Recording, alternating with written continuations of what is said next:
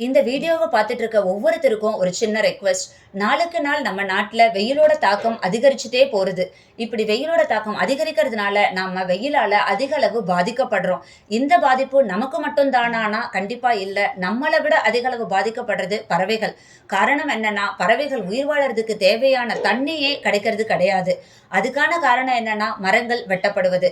மரங்கள் வெட்டப்படுறதுக்கான காரணம் யாரு? நாம தானே. இப்படி குடிக்கிறதுக்கு கூட தண்ணி இல்லாம அவஸ்தைப்படுற பறவைகளுக்கு நம்மால ஏதாவது உதவி பண்ண முடியுமானா கண்டிப்பா முடியும். ஒவ்வொருத்தரும் நம்ம வீட்டு மாடியில பறவைகள் குடிக்கிறதுக்கான தண்ணிய ஒரு சின்ன பாத்திரத்துல வைக்கலாம். நாம செய்யற இந்த சின்ன உதவி பறவைகளுக்கு பெரிய உதவியா அமையும். இந்த சின்ன உதவி நமக்கு ஒரு பெரிய புண்ணியத்தையே உண்டு பண்ணி கொடுக்கும். இந்த விஷயத்த உங்க ஃப்ரெண்ட்ஸ் அண்ட் ரிலேட்டிவ்ஸ்க்கு ஷேர் பண்ணுங்க. பறவைகளுக்கு தண்ணி வைக்கிற விஷயம் உங்களுக்கு பிடிச்சிருந்துச்சுன்னா அதை ஒரு லைக் மூலமா எனக்கு தெரியப்படுத்துங்க. Thank you so much.